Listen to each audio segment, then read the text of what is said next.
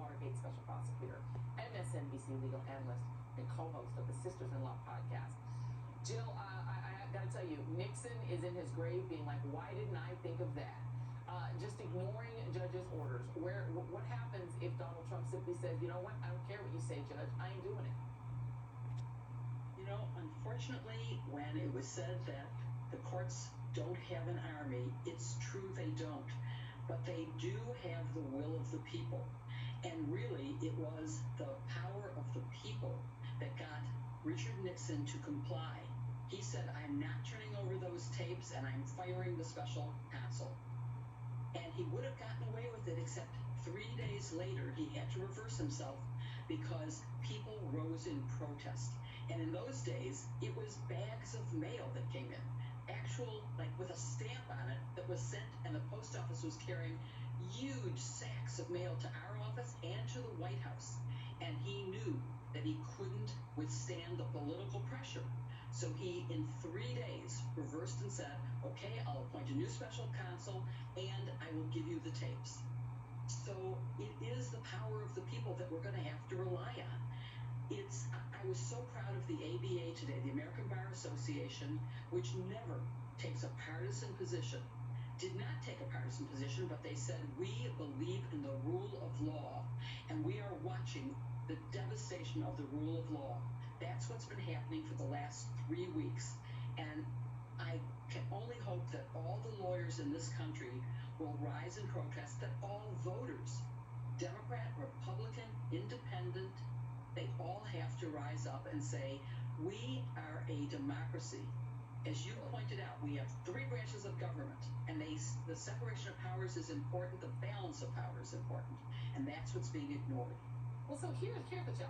Look, Joe Biden, who knew, right, when he was pushed back by the courts on his student loan forgiveness, could have said, I don't care, I'm just going to go ahead and send the money to the 40 million people. Every time that he was brushed back, he had to find some new way of doing it. So it doesn't work I think that people see the asymmetry, Jill. This is the problem, right? Yes. That when Democrats come in, they play by the rules, and they're all Marquis de Queenberry rules. When Republicans come in, they say, we don't care about the rules. And there really is no penalty. And here's the other thing. You want people to rise up and defend the authority of the courts. John Roberts is the one who told Trump he was the king. John Roberts is the one who said that the president should be able to act boldly. John Roberts created this monster. And now John Roberts wants us to defend his authority. I'm not so sure that Americans feel that they need to defend John Roberts and Clarence and them's authority.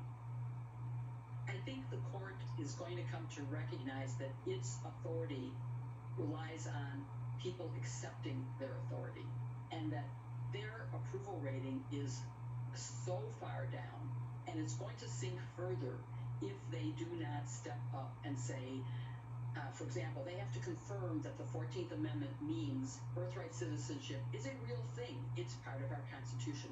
If they don't say Congress has the power of the purse, and they passed a law, the impoundment law, as a result of Richard Nixon abusing his power.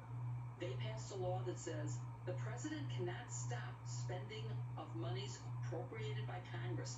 That's who belongs to do it.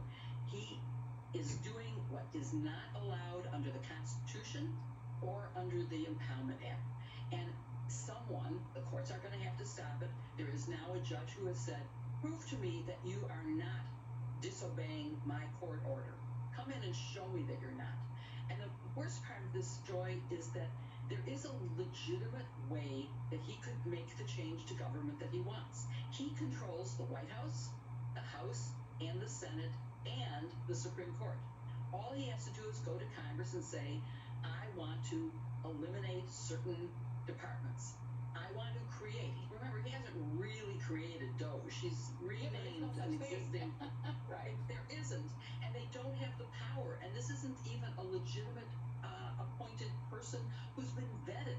This is a person who has obviously got a conflict of interest, who the White House says, oh, well, he'll decide if he needs to recuse himself on certain things. No, that's not how it works. The conflict of interest requires neutral arbiters.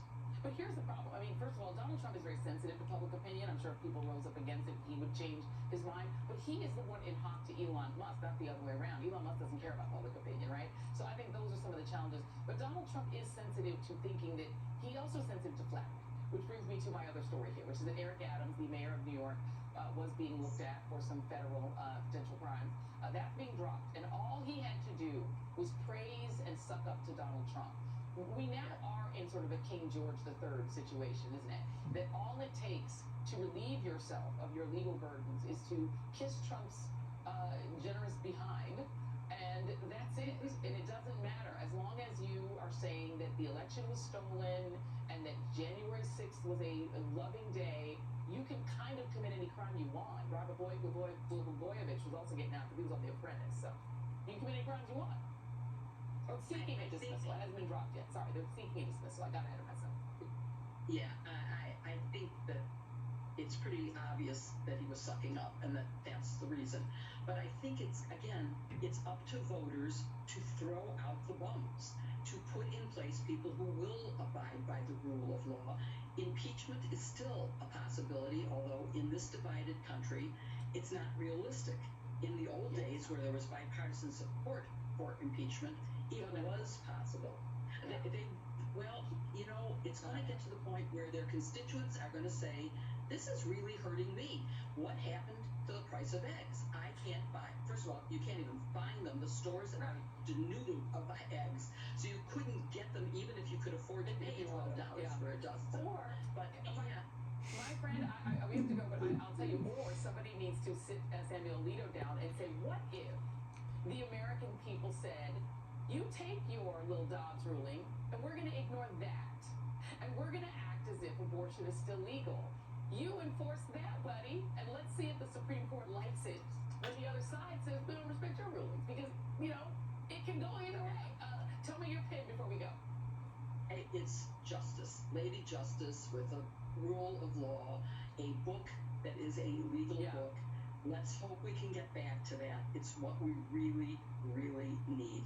My friend, I am counting on the minority in the Supreme Court to convince the majority that the end of our democracy is in sight if they don't change their mind. And I think they will see that is what's going to happen. They love their authority. John Roberts loves to think he's in charge, and if suddenly it turns out that Trump will have to listen to him, maybe that will convince him. Jill Wine-Banks, thank you very much. Up next, Trump ran on lowering gas prices, or lowering prices in general, which we just discussed, but surprise, surprise, they're actually rising, and his latest harebrained tariff idea is not going to help. That's next.